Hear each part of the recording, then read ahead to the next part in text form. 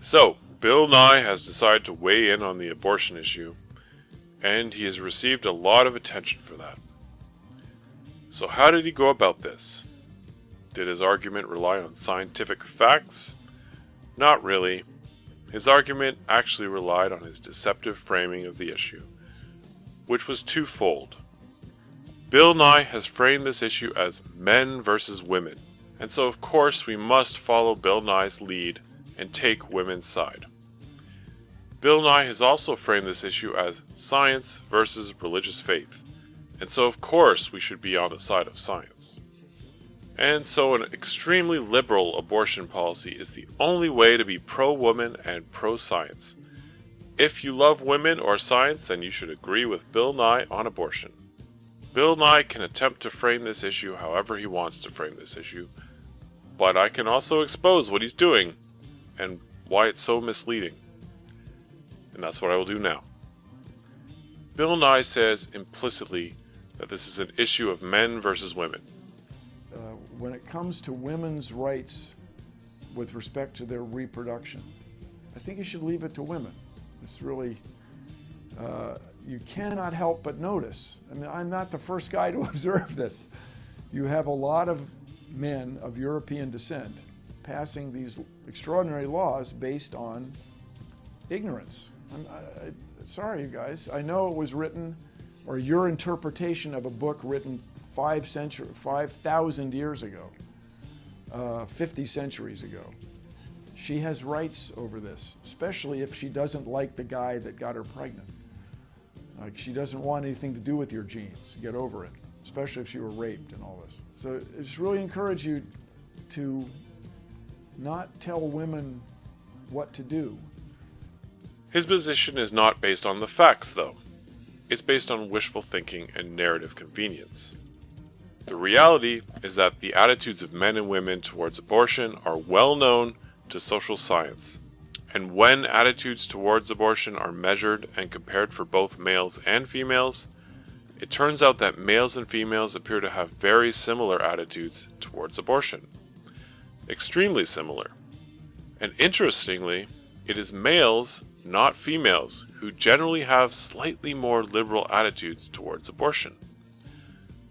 So it is primarily women and not men who want to restrict abortions, and it is primarily men who want to permit abortions. But having said that, overall, men and women do have very similar attitudes towards abortion.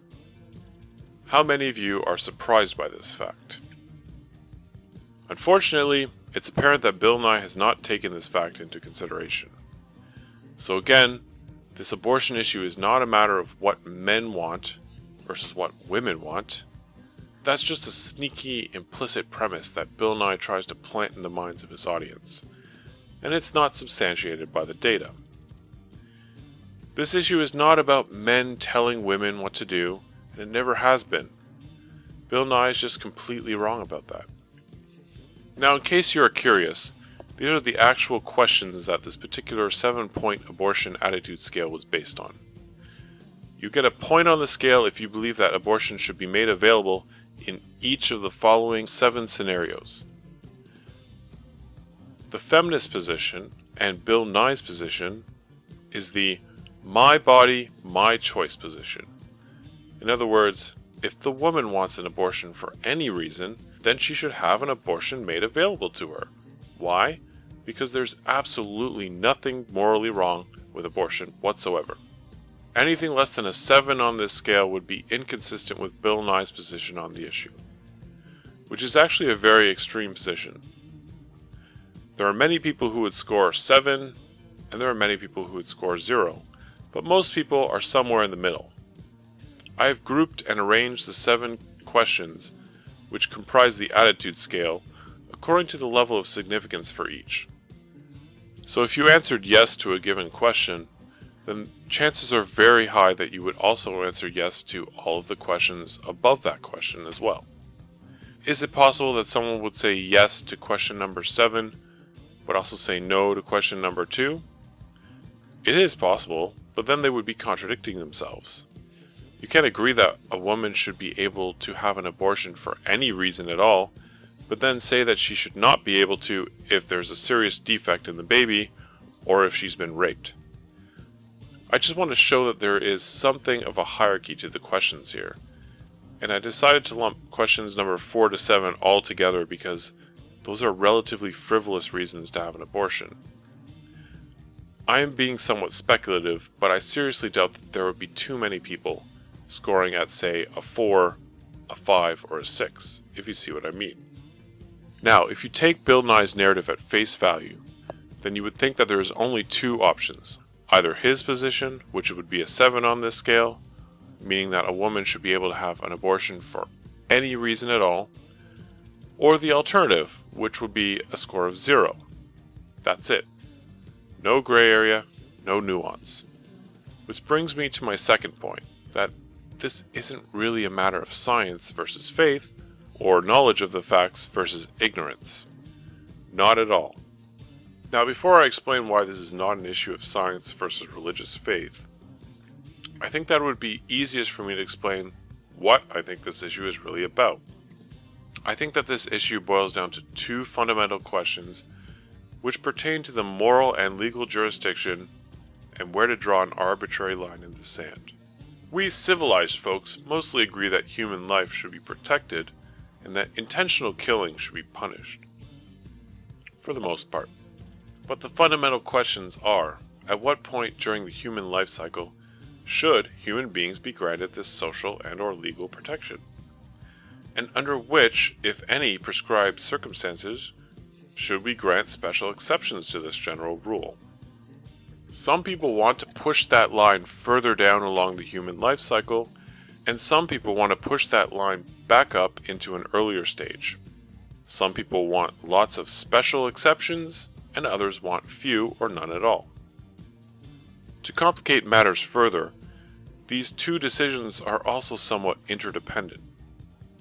Regardless though, a line does need to be drawn somewhere. It really doesn't matter where exactly, as long as it's somewhere. And there's no shortage of really bad arguments in favor of one position or another, which are causing many people to bark up the wrong tree and ask the wrong questions about what exactly we are trying to kill or protect. People will ask, for example, is it human or not? Is it sentient or not? Does it experience fear or not? Does it have a soul or not? Could it survive outside of the womb or not? Does it have a heartbeat or not?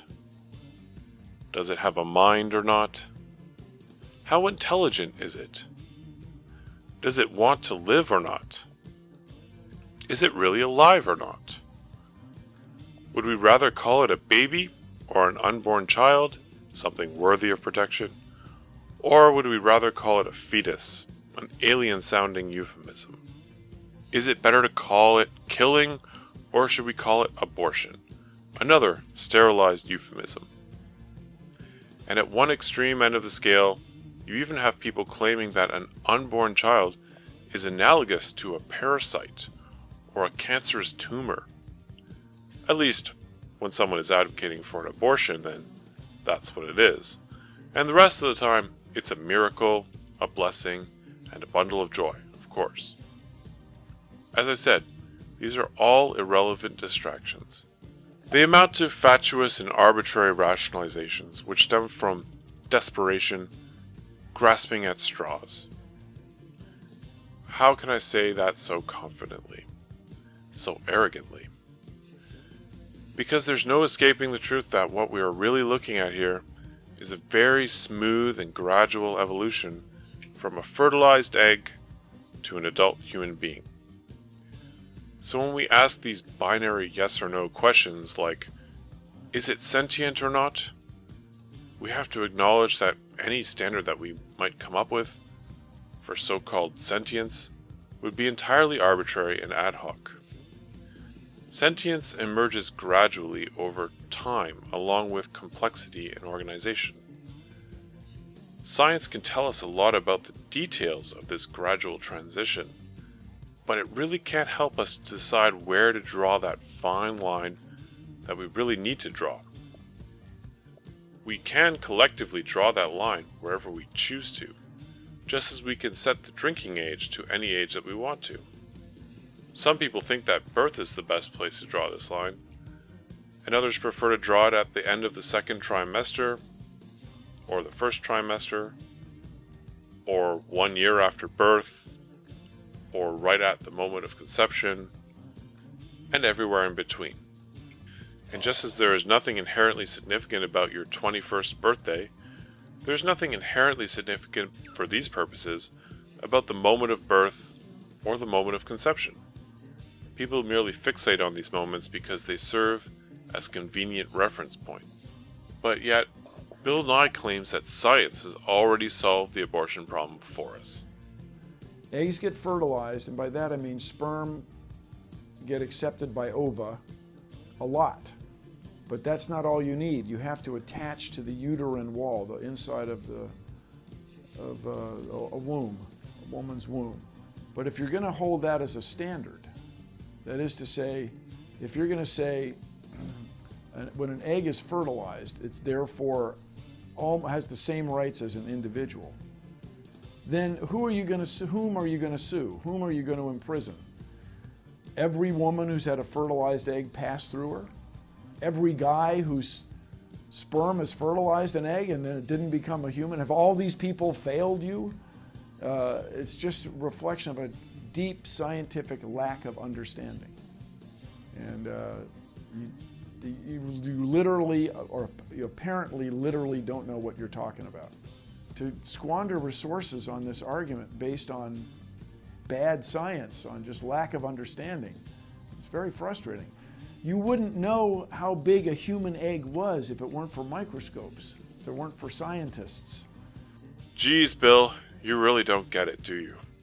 When a fertilized egg just spontaneously dies, or if you have, say, a miscarriage or a stillbirth, nobody's arguing that that's murder. Can you guess why? You should be able to, but I'll tell you anyways. It's because nobody has deliberately killed anything in those scenarios. The death just occurred spontaneously all by itself. Murder requires a human agent, and it also requires that agent to possess a guilty conscience. It requires the intention to kill. Having said that, it can be very traumatizing for a would-be parent to end up with a miscarriage or a stillbirth. Nobody has to be sued or go to jail for it, but it's still very sad when it happens. It doesn't really matter what the rules are, as long as we all agree on what the rules are. Science is useful here, but it's far from sufficient to solve these policy problems. Any solution that we arrive at will be fact-based, but there's also room for a highly subjective cost-benefit analysis. For people who worry about global population growth, killing off the young begins to look like a solution. And for people who worry about their own region's low birth rate, rescuing the young begins to look like a solution. These are both good arguments for pushing in one direction or the other, either in favor of more killing or in favor of more protection. Morality is inherently pragmatic. The form that morality takes follows from its function. Murder is not simply wrong because it's wrong. There are reasons why it's wrong in general, and it's not always against the law. We all agree to live by rules, we all agree to have laws and comply with them, and that's what it means to be civilized. We humans also don't protect wild animals or mind their business very much. We just let them be for the most part. It's not that wild animals don't have souls or sentience. It's just that we can't be bothered to monitor and regulate their behavior. It's way too much effort and responsibility, and we don't really get anything out of it, so why bother? We don't really have a problem with wolves eating bunny rabbits, even if we don't really want to watch them in the act. As part of our project of self-domestication that we call civilization, we make sure to control and suppress our violent animal instincts. We're disgusted by anyone who would murder or torture a child because it shows a fundamental lack of self-control. This is also the reason that we naturally find abortion so disgusting. abortion is a symptom of uncivilized behavior, and it's inherently vulgar. Johnny Rotten of the Sex Pistols had an interesting take on the abortion issue in the song Bodies. Johnny Rotten brilliantly sums up the whole issue with the phrase, "I'm not an animal." The woman in his story is described as an animal, because we all are after all. She has sex and gets pregnant like an animal, but she can't accept that she's an animal, so she has to get an abortion just to defy nature. She desperately wants to be human in the prescriptive sense. But in order to accomplish that, she has to undergo a procedure that is very brutal, messy, and uncivilized, which reminds her that she's an animal. So she talks to her own body and screams at it saying, "Body, I'm not an animal!" And she can hear her unborn child screaming back at her saying, "Mommy, I'm not an animal! I'm not just a throbbing squirm, I'm not just a loss of protein," as it's being slaughtered just like an animal.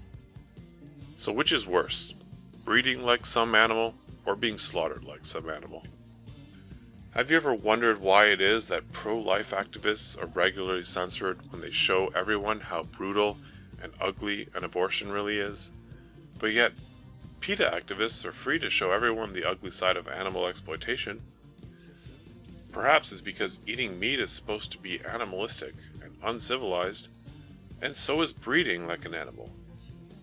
I really think that there is a lot of truth to the idea that our desire to control our reproduction is part of our desire to be human, human in the prescriptive sense, and to be civilized. Why do we even have this concept of reproductive rights? Where does this concept come from? Nature never intended us to have control over our own reproduction. Our natural desire to have sex is, in fact, our natural desire to make babies. In nature, there's no such thing as planned pregnancy, but yet it's all part of nature's plan. Nature did not give us any control over what comes out of us. It only gave us control over what goes into us. Nature did not give us a hunger for crap or a lust for babies. Our bodies just do what they've been designed to do, whether we want them to do it or not. Nobody has control over their own digestive system, and similarly, nobody has control over a woman's womb. It's all automatic and beyond conscious control. Therefore, there's no reason to think that our feelings or desires about reproducing would be fertile grounds to base a decision on. We just never evolved to have any feelings about our own reproduction. All we have is our lust. So whatever feelings or opinions we might have about reproduction must be coming from some cultural source. And so the question is, where are they coming from? Is it just the idea that since we now have this advanced technology and knowledge, that therefore we should apply it